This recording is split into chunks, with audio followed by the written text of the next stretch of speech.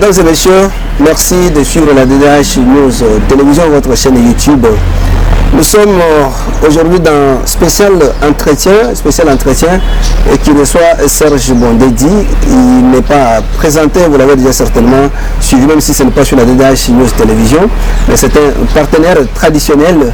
Avec lui, nous allons parler de l'éducation d'une manière globale. Vous savez qu'il est le secrétaire général de l'ONG IMAE qui s'occupe de l'éducation. Nous sommes déjà à la fin de l'année scolaire 2023-2024.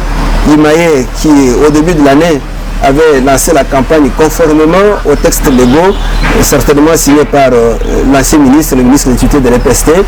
Inscription gratuite à l'enseignement primaire, secondaire et professionnel. Où est-ce que nous en sommes? Qu'est-ce qu'il peut nous dire sur toute cette année, conformément au cahier des charges de manière globale?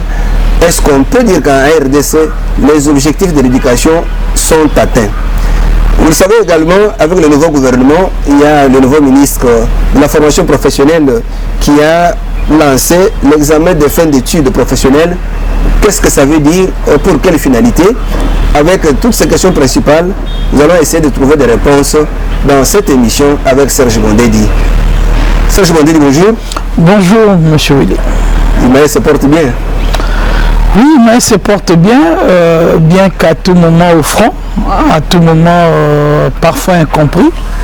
Mais au moment où ce sont les premiers bénéficiaires qui sont les enfants, qui nous comprennent, qui nous portent à cœur, les parents, certains, et certains parfois experts. Et on nous a toujours dit le problème qu'on a, c'est de comprendre les choses bien avant. C'est ça au fait notre problème. Mais sinon, nous allons bien globalement. Très bien. Vous avez certainement suivi. Je dois vous dire sincèrement merci pour avoir accepté ce rendez-vous. C'est parce que les téléspectateurs ont cherché à savoir qu'est-ce que IMAE peut nous dire aujourd'hui. IMAE a fait trop de bruit et elle a fait trop de plaidoyer au début de l'année scolaire et nous sommes à la fin de l'année scolaire.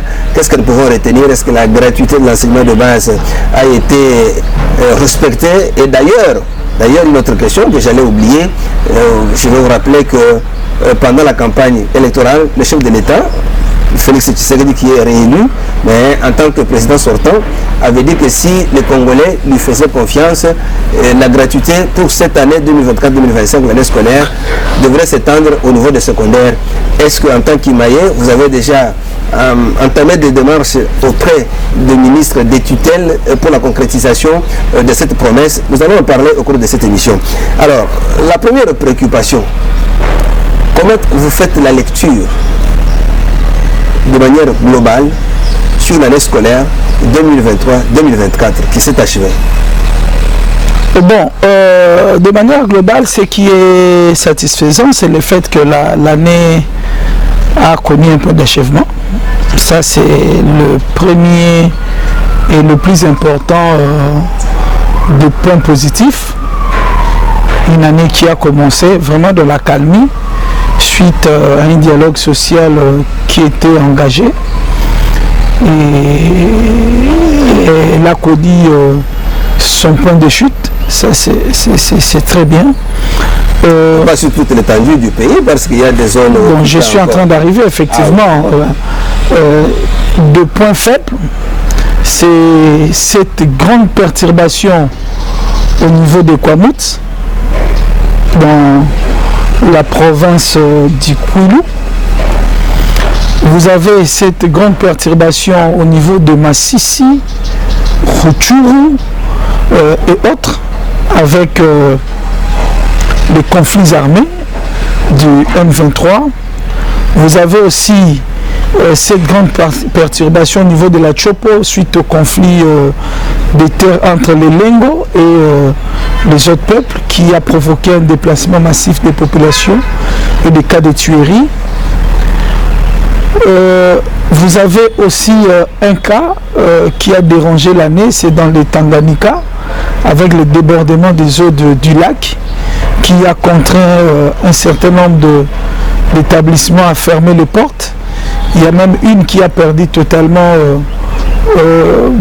des salles. Et il fallait d'ailleurs que j'aille visiter. cette situation, mais c'est toujours à l'ordre du jour. Voilà un peu de manière ramassée, mais il y a eu aussi à Kinshasa des écoles qui ont connu des sérieux problèmes avec le phénomène Kuluna. C'est dans la commune de Makala où il y a eu des intrusions de ces criminels urbains. Ces bandits armés, les bandits urbains comme on les appelait l'ancien président Joseph Kabila. Exactement, et donc voilà un peu. Et il faut aussi noter que l'année a connu une aggravation en termes de violation des espaces scolaires. De telle en sorte que si vous êtes, nous sommes à Gombe, à Sainte-Marie ici, vous allez voir que devant l'école, on est en train de faire c'est quoi là. L'Institut de la Gombe n'en parle même pas. L'Institut Makelele et l'école primaire Makelele, on a déjà morcelé. Il y a autant de cas où vous allez remarquer que c'est une année qui a connu beaucoup d'aggravation en termes de violation des espaces scolaires en République démocratique du Congo. Le point positif, il y a aussi ces écoles qu'on construit avec, dans le cas du PEDEL. Il y a aussi certains points positifs avec la réhabilitation, programme de développement local des 145 territoires. Voilà. Il y a aussi certaines universités qui ont connu pas mal de coups de peinture, de réhabilitation, l'UPN et autres.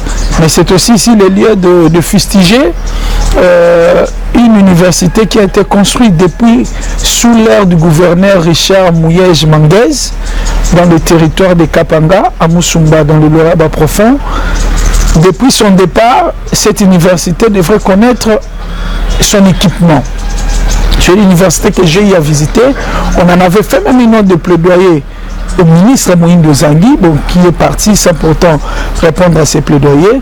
Mais dis-moi, lorsque le ministre provincial de l'éducation était à Kapanga, le point focal territorial de Imaé a rencontré le ministre provincial et il y avait, selon les dernières informations à ma possession, des équipements qui venaient même pour servir cette université, mais de nouveau bloqués, on ne sait pas pour quelle raison. Voilà aussi, et en ce qui concerne les étudiants, pas mal de problèmes, notamment en ce qui concerne l'ajustement du taux, du paiement de frais, suivant les taux du jour qui continuent à déranger sérieusement les étudiants de nos instituts supérieurs et universités. Revenons sur le cas de Tanganyika. Je ne veux pas que nous puissions revenir sur celui des endroits où il y a les groupes armés, où il y a la guerre. Tanganyika, c'est le débordement des eaux. Du lac. Mais l'année scolaire avait déjà débuté. Et ils étaient presque à la fin de l'année scolaire. Est-ce que vous avez contacté les responsables, les autorités ou les ministres des tutelles pour savoir le sort réservé à ces élèves-là, à ces apprenants? Je peux vous dire que les informations sont en cours d'être récoltées, mais il faut aller à la base du problème. Il est vrai, les facteurs du changement climatique, mais aussi une part de responsabilité humaine. Les digues qui ont sauté. Il faut que les ITPR, le gouvernement donc, puisse aménager d'autres digues, parce qu'on ne déplacera jamais le lac. On ne déplacera jamais le lac. Et il y a eu plusieurs, je crois, 2 ans depuis qu'il y avait des cris de larmes concernant le digue qui a cédé. Donc, malheureusement, apparemment, les autorités sont restées indifférentes face à ces cris de larmes. Mais malheureusement, la situation s'est empirée jusqu'à atteindre certains ménages et même la voirie, une partie de la voirie de la ville. Bon, espérons que les eaux reprendront leur lit pour que la situation évolue positivement. Est-ce que les nouveaux ministres sont au courant de ce qui s'était passé à Tanganyika? Je l'espère. Je l'espère. Parce que dans la remise des reprises, ils doivent être informés sur le cas, sur la situation. Mais est-ce que ce qui s'est passé à l'EPST, c'était une remise des reprises? Bon, c'était notre dossier, nous s'y reviendrons s'il n'y a pas eu remise et reprise. Alors, revenons aussi sur les bandits urbains qui s'étaient introduits dans les écoles de la commune de Makala. Comment expliquer ça? qu'on puisse s'introduire dans les écoles. Nous savons qu'à Makala, il y a une commune, à Makala, il y a des SIAT, des sous-SIAT, il y a des autorités. Comment expliquer cette situation? Mais si à Makala, les bandits urbains se sont introduits dans les écoles, mais à Kiseso, ils l'ont fait dans une institution hospitalière. Ils se sont même permis de violer certaines patientes. Donc, tout ça, ça doit interpeller. Vous vous rappellerez lorsque on avait amorcé, je crois, il y a une année, 2 ans, le grand mouvement contre l'oligarchie dans le secteur de l'éducation. C'est parmi les problèmes qu'on a pu soulever.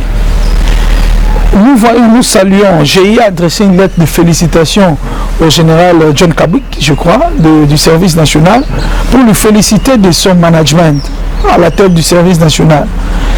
Mais si le service national essaye de faire à son échelle ce qu'il est en train de faire pour encadrer les jeunes, pourquoi pas le gouvernement puisse mettre suffisamment de moyens afin de le faire à grande nature. Ce qui s'est passé à Makala doit interpeller les uns les autres. C'est-à-dire que nous avons une génération qui n'a pas, qui ne comprend pas ce qui relève du sacré. Déjà qu'à Kinshasa, on a connu des cas où on a éventré des femmes enceintes. On a connu à Kinshasa ces cas d'intrusion dans une école. C'est ce que même les M23 a fait, toujours l'année qui vient de s'achever. Il s'est permis de s'introduire dans une école. On a maintenant une catégorie, une génération qui n'a pas l'essence du sacré. C'est-à-dire, cette génération a du mal à dissocier une école avec d'autres institutions ou d'autres établissements. C'est tout simplement parce que c'est une génération qui a perdu les fondamentales, notamment, qui est donc l'éducation, sa formation. Donc il faut beaucoup travailler là-dessus, il faut que le gouvernement prenne cette menace au sérieux. Très bien. Serge Bondé dit, au début de l'année scolaire 2023-2024, nous avons vu Imaye sur terrain, à Kinshasa comme dans d'autres provinces, pour vulgariser, si vous voulez, les textes du ministère de l'EPST. Gratuité d'inscription. Aujourd'hui, nous sommes à la fin de l'année. Pas à la fin de l'année, l'année se clôturait. Quel a été le bilan? Ah bon, nous ça a été respecté? Nous, on a fait un plaidoyer pour que le gouvernement mette sur pied un cadre normatif, ce qui avait été fait. On s'en est servi pour sensibiliser et appeler à la responsabilité. Si nous ne prenons que le cas de Kinshasa, où on a fait des descentes dans tous les 4 districts et 5 provinces éducationnelles, Lukunga, Mouamba, Funa, Plateau et Tchangou, l'ensemble des données certifiées en termes de violation, peut-être je ne donnerai pas des chiffres exacts parce que c'est dans les rapports, mais on est au-delà de milliers. Rien qu'à Kinshasa, 2 cas pour le Kasaï central, le Kasaï oriental, il y en a aussi nombreux qu'on a pu documenter, ce qui soulève la question de l'efficacité de la gouvernance scolaire en RDC. Est-ce que ce ne sont pas des mesures impopulaires prises par le ministre, peut-être pour satisfaire, je ne sais pas, le chef de l'État, ou satisfaire, se rendre populaire auprès de la population, sans suivi? Bon, il faut en fait, bon... Parce qu'à mon sens, je crois qu'il n'y a pas eu de sanctions. Évidemment, il n'y a pas eu de sanctions, ça aussi. Voilà pourquoi je me suis résumé en disant qu'il y a sérieusement de faiblesses en termes de gouvernance éducative en RDC. Il y a vraiment des faiblesses. Il fallait sérieusement suivre et il fallait mettre en place, nous estimons, une sorte de task force pour qu'il y ait suffisamment les échanges d'informations et suivre les sanctions. Bon, ce que nous aussi on a déploré, c'est qu'on a vraiment déploré, malheureusement, depuis que nous battons cette campagne École des Hommes Bon Côté, le ministère de l'EPST ne nous soutient pas. Et pourquoi? Bon, ça. C'est l'avantage de l'État congolais. Il faut aller-y comprendre. Lorsque le gouvernement, qui est pouvoir organisateur de l'enseignement, visiblement ne veut pas vous appuyer techniquement, matériellement et financièrement, c'est-à-dire qu'ils ne trouvent pas d'intérêt. Est-ce que ce n'est pas parce que peut-être en tant qu'activiste des droits de l'homme, le ministère se réserverait pour dire que non, il ne faut pas accompagner ces gens qui peuvent demain se tourner contre nous? Mais ça, c'est... Parce que Serge Bondé, il m'a quand même connu sur le terrain dans le domaine de l'éducation comme critique. Comme une ONG très critique. Ça c'est vrai, certains disent que nous dérangeons beaucoup, mais est-ce que nous dérangeons pour notre propre cause ou pour l'intérêt général? Si c'est pour l'intérêt général, le gouvernement est là pour l'intérêt général. C'est ça l'objectif de l'administration publique, le bien fondé de l'administration publique. Alors s'il y a un point d'intersection en termes des actions ou des visées qui sont notamment l'intérêt général, le bien-être de l'enfant, faciliter l'accès, mais pourquoi ne pas soutenir Imaye ONG? Nous voyons les autorités lorsqu'il y a de mise avec nos jeunes demoiselles jolies, suffisamment belles, à moitié nues. Là, on sent l'implication des autorités. Mais pourquoi, lorsqu'il s'agit de choses sérieuses, on ne sent pas les soutiens? Ça nous préoccupe, ça nous dérange. Nous espérons que l'actuel leadership à la tête du ministère, notamment devenu de l'éducation nationale, tiendra compte de cet aspect. Mais c'est que nous dénonçons, peut-être pour pas pour mes enfants directement, peut-être pas pour les enfants des membres d'Imaye, mais c'est pour l'intérêt général. Et ce sont des problèmes réels, des problèmes vrais, qui provoquent de la grogne à l'occasion des préparatifs de la rentrée des classes. Bon, espérons que dans les jours à venir, le gouvernement trouvera de l'intérêt à soutenir matériellement et financièrement cette campagne. Parlons de la gratuité de l'enseignement. Les activistes de la société civile, les activistes des droits de l'homme, les acteurs sociaux, à Kinshasa comme ailleurs, mais surtout parlons de Kinshasa parce que c'est là qu'il y a beaucoup de leaders, et ils se sont battus pour que cette gratuité de l'enseignement de base soit effective sur toute l'étendue de la RDC. Et parmi les acteurs, il y a vous de Imaye.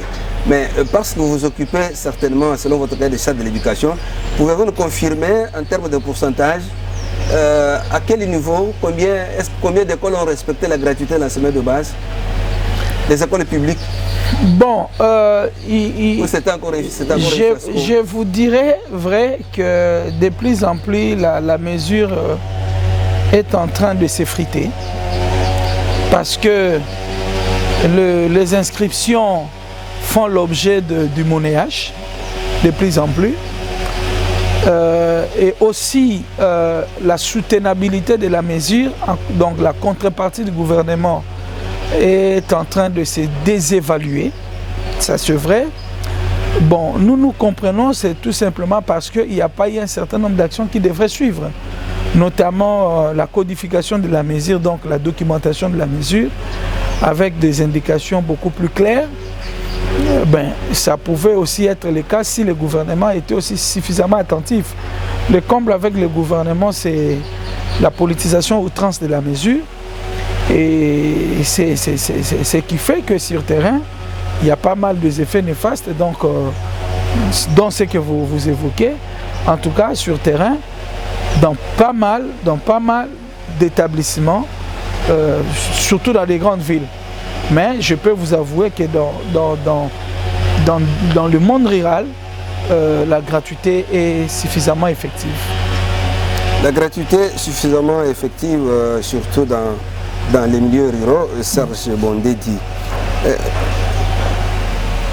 Aujourd'hui, le président de la République, Félix Antoine Tshisekedi, qui a été réélu en 2023, pendant la campagne électorale, il avait promis au peuple congolais d'étendre cette gratuité à l'enseignement secondaire. Est-ce que ça sera encore un mythe ou ça va se réaliser? Si au niveau de l'enseignement de base, elle n'est pas encore effective, surtout dans les milieux urbains et dans les écoles catholiques et protestantes précisément, pensez-vous qu'au niveau secondaire, cette mesure sera respectée, même si le ministre de l'Éducation n'en a pas encore parlé? Bon, on doit d'abord mettre le point sur les i. Certains diront que c'est une demande de trop, mais... une demande de trop? Certains diront que c'est une demande de trop, mais le Congo a l'argent. Parce qu'elle n'est pas constitutionnelle. Parce que la Constitution, elle parle de l'enseignement de base. C'est ce que certains avancent comme raison. Je crois que là où les politiciens ont de la facilité à attraper des millions, avec des lampadaires, des forages, des projets de construction des routes, d'écoles, la population sait qu'elle a à avoir, c'est seulement avoir accès. Le compte de la population, c'est d'avoir accès à des services sociaux de base. C'est-à-dire là où quelqu'un a 300 millions, la population, c'est de lui accorder que l'accès à des services sociaux de base. Donc, si les uns ont la facilité de toucher, comme certains diraient, une sorte de Champions League en termes de détournement, mais nous aussi on a besoin d'une Champions League en termes de services, la promotion des services sociaux de base. Donc, au moment où on a la gratuité niveau secondaire, du niveau primaire, la gratuité des accouchements et des soins de nouveau-nés, oui. Mais il faut aussi la gratuité du secondaire parce que l'argent, il y en a. C'est possible. C'est possible. C'est-à-dire au vu l'argent, il y en a. L'argent détourné tel qu'on en parle. L'argent tel qu'on en parle. Ça peut même s'étendre au niveau de l'université. Mais oui. Au premier cycle. L'argent, il y en a. L'argent que ARTPC génère, ça va où?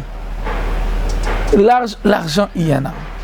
À moins que le gouvernement mette les chiffres sur la table, les données sur la table pour dire qu'effectivement nous récoltons autant, mais en dépit, suite à telle conjoncture, nous ne saurons. Mais au moment où nous continuons à attendre que certains se tapent des millions, c'est qu'il y a l'argent. Est-ce qu'Imaye a déjà pensé à amorcer une procédure pour rencontrer la ministre de l'Éducation nationale afin de rappeler cette promesse du chef de l'État?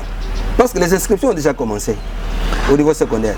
Il y en a l'année scolaire 2023-2024 s'est achevée, mais quand nous nous promenons, nous lisons déjà, il y a des communiqués, venez prendre les inscriptions, etc. Mais est-ce que le président de la République sait encore ça? Qui peut rappeler, vous en tant qu'Imaye?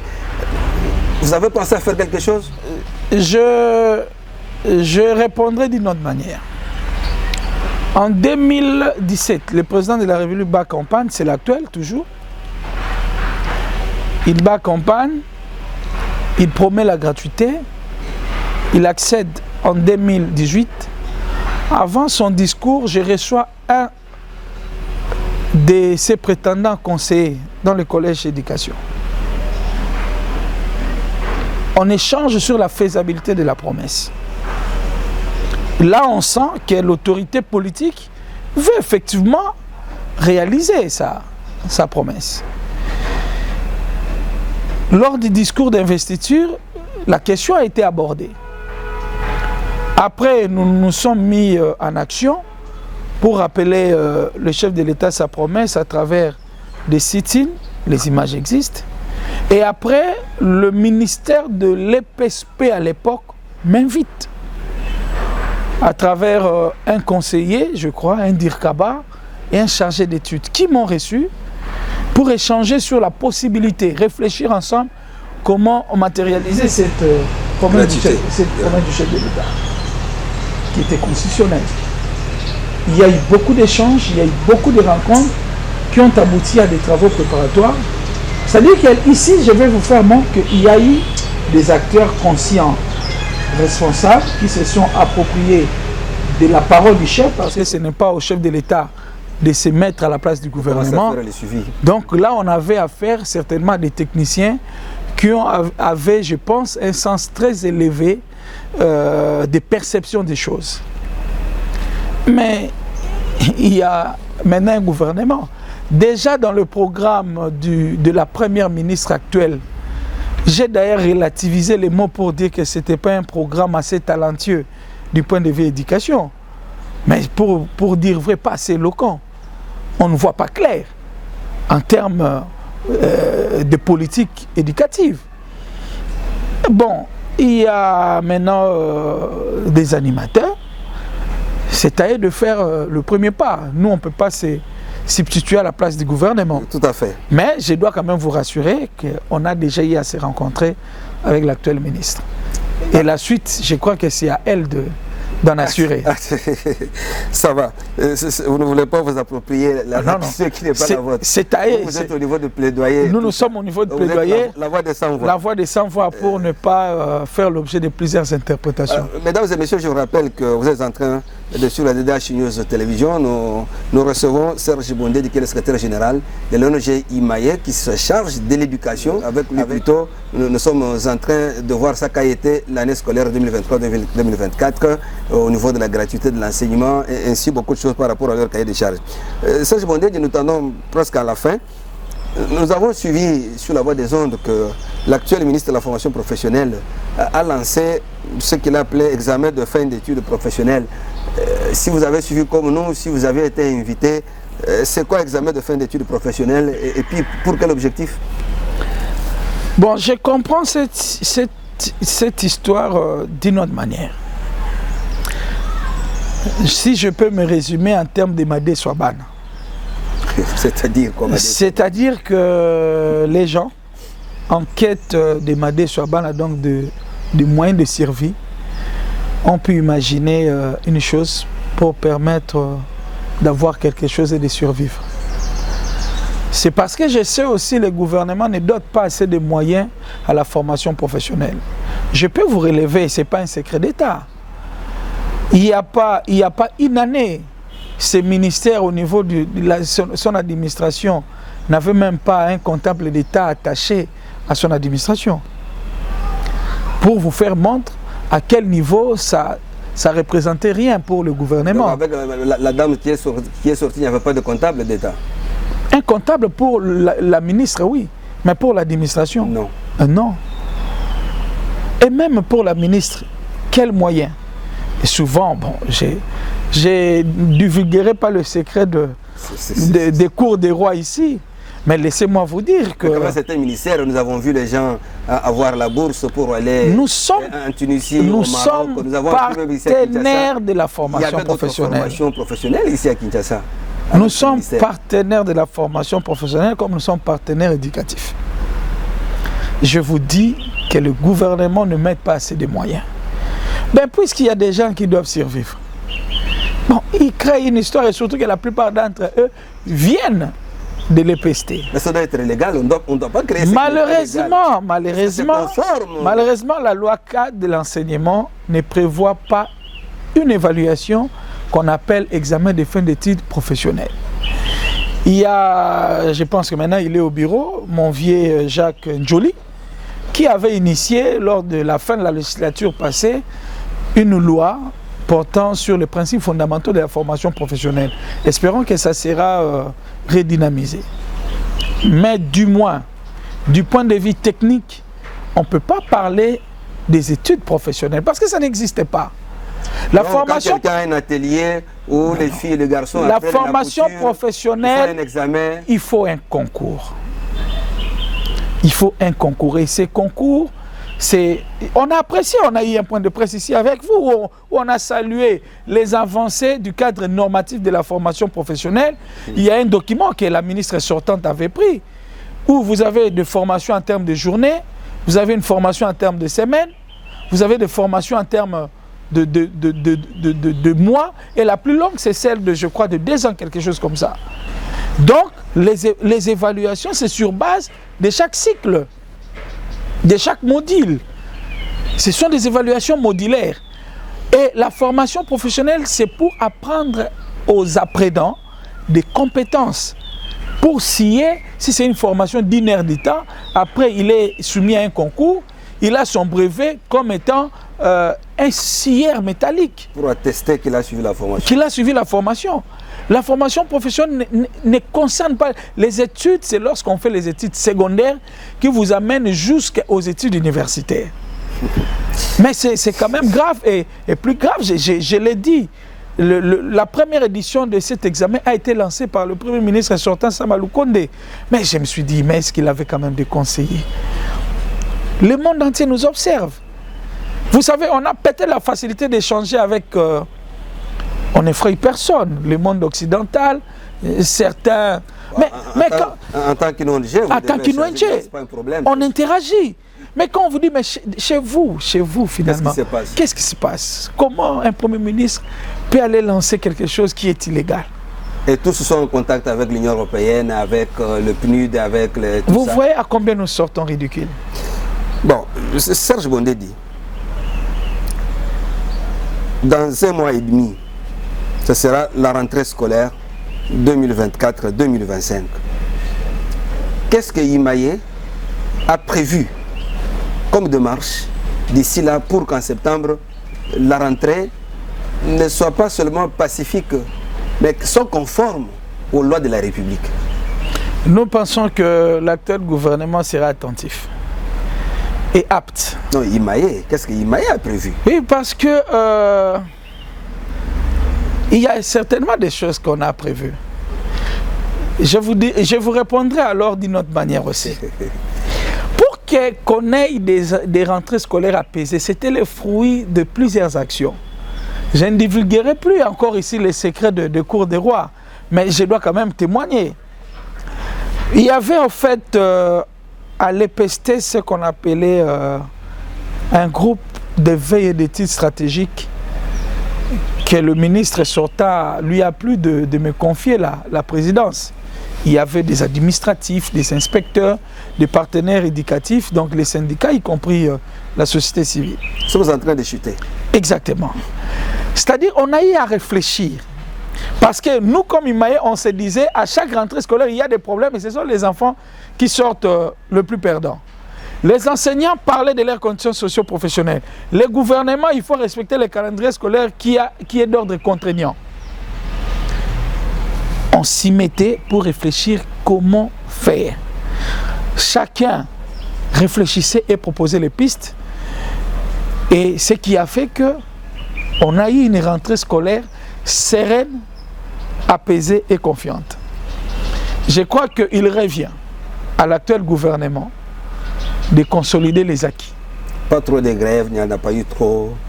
Il y en a eu quand même pas trop. Il y en a eu, mais c'était des actions qui ont été faites. Mais si je pose cette question-là, parce que nous avons vu déjà au secondaire, l'année qui vient de s'achever, que dans une école, on demande aux enfants, aux apprenants de 7e, de 8e de payer $350 pour toute l'année scolaire. C'est quand même par exemple, énervant. Par exemple, avec la ville de Kinshasa. Alors que nous savons qu'à l'université, à l'UNIKIN, on sait ce qu'on paye à l'UNIKIN pour toute la Avec la ville de Kinshasa, le ministre provincial sortant et le gouverneur Ngobila, on a eu à arracher ce qu'on appelait le barème. Un montant qu'on ne peut pas dépasser. C'était 600 000 francs. Parce que dans cette ville, il y a eu des écoles, même publiques, où le frais atteignait $700. C'est-à-dire qu'il y a eu des efforts qui ont été fournis. Et si les actuels veilleront à consolider les acquis, ils doivent se mettre au travail. Ils doivent quitter la fête, c'est déjà passé. On a déjà nommé. Ils doivent quitter le stade de la fête. Ils sont déjà ministres. Les restaurants... Et non, il faut qu'ils quittent ce stade. Bon. Ils sont encore dans la fête. Avant-dernière préoccupation, Serge Bondé dit, il y a une question que nous vous posons chaque fois que nous parlons de l'éducation. Ouais. L'enfant, les parents n'ont pas payé les frais scolaires à temps. On chasse l'enfant. Ouais. Les parents viennent payer et on ne récupère pas. Vous êtes là, Imaye parle, mais cette question-là demeure dans les écoles. On peut dire quoi? L'État est affaibli par les responsables des écoles, l'État est complice. Qu'est-ce qui se passe? Il y a des inspecteurs, il y a quand même des gens qui mènent les enquêtes dans les écoles. Il y a des questions pour lesquelles l'État est dans un profond coma. Parce qu'il est formellement interdit de chasser un enfant. Et c'est codifié, c'est inscrit dans la réglementation. Maintenant, ils ont trouvé des solutions. Ils ne vous chassent pas, mais ils vous disent de rester en quarantaine. En quarantaine. Vous restez ça, c'est encore très dangereux. Jusqu'à la fin de cours. Et les parents sont parfois inconscients. Ils sont sous-informés que l'enfant est mis en quarantaine. Et le plus grand perdant, c'est toujours l'enfant. L'État, les animateurs de l'État doivent faire preuve du sérieux et du souci. Ce sont des questions qui peuvent trouver des solutions, mais si Et si et seulement si le partenariat éducatif est mis à contribution. Alors, pour terminer, Serge Bondedi, vous regardez la caméra. Notre question traditionnelle avec vous. Qu'est-ce que vous n'avez pas dit que vous auriez voulu dire? Peut-être la question du LMD. La fameuse question. La fameuse question pour laquelle on avait adressé une lettre ouverte au Premier ministre sortant. Soutenu par les uns, rejeté par les autres. Par les autres. Il est vrai que nous devrons nous mettre en diapason avec le monde actuel en termes d'uniformité des titres académiques, mais on ne peut pas aussi s'en passer de nos réalités. Il faut trouver le juste milieu et nous avons apprécié le communiqué du ministre, de la nouvelle ministre de l'enseignement supérieur universitaire qui annonce des travaux d'évaluation et nous tenons à dire que cette fois-ci il ne faut pas faire comme c'était lors des états généraux à Lubumbashi. Il faut associer la société civile pour que certaines questions soient écoutées et prises en compte. Sinon, cette exclusion de la société civile thématique éducation avait fait l'objet à rattraper les gens. Vous êtes contre LMD? Si. La réforme LMD, c'est une réforme qui viendra couronner l'ensemble des réformes du secteur de l'éducation. Il ne faut pas commencer à construire une maison par la toiture. Elle va s'appuyer sur quoi? Voilà pourquoi ça pose des problèmes. Et ça aussi, c'est que j'ai... Est-ce que ce n'est pas la jalousie des anciens professeurs qui ne voudraient pas que les jeunes les rattrapent très facilement? Parce que sous d'autres cieux, un troisième cycle, le doctorat, ça n'a rien à faire. Il est vrai que dans notre pays... C'est la succession. Il est vrai que dans notre pays, il y a beaucoup de cas de complexes. On peut pas Nous avons des gens qui soutiennent des thèses de doctorat à 60 ans. Pourquoi faire? C'est le cas des années élastiques avec l'université de Kinshasa. C'est anormal. On ne peut pas étudier 2 ans et demi pour une année académique. C'est anormal. C'est parce que les gens, dans notre pays, les gens aiment rendre des choses beaucoup plus complexes. Ça, c'est vrai, il y a cette donne-là qu'il faut tenir compte, mais ici, notre souci est que les choses se fassent bien, dans la cohérence, dans une suite logique, pour qu'il n'y ait pas trop de problèmes. Nous sommes pour les LMD, là en tout cas, rassurez-vous, mais que les choses se fassent dans la cohérence. Merci beaucoup, Serge Bondedi, d'avoir accepté notre invitation. Merci. Nous savons que nous allons vous retrouver avant la rentrée scolaire 2024-2025 pour avoir d'autres informations à mettre à la disposition du public. Mesdames et messieurs, nous vous promettons que d'ici septembre, nous allons parler sincèrement de l'éducation et nous allons rappeler le chef de l'État, nous allons rappeler son entourage pour qu'il tienne à sa promesse, parce que c'est la promesse d'un grand chef, c'est la promesse de la plus haute autorité. Si vous me renouvelez la confiance, je vais étendre la gratuité au secondaire. La ministre de l'Éducation nationale qui nous suit et qui nous suivra, nous disons qu'il faut qu'elle rappelle ça et que déjà maintenant les conseillers du chef de l'État, les conseillers du ministère commencent déjà au travail en associant les acteurs de l'éducation de la société civile pour la réussite de cette gratuité de l'enseignement secondaire. Ce n'est pas constitutionnel, mais c'est la promesse du chef de l'État, lui qui avait promis, allez lui demander, il sait d'où viendra l'argent pour que cette gratuité soit effective. Merci, abonnez-vous très nombreux, vous ne serez pas déçus sur la DDH News Télévision. Merci Serge Bondedi. Merci.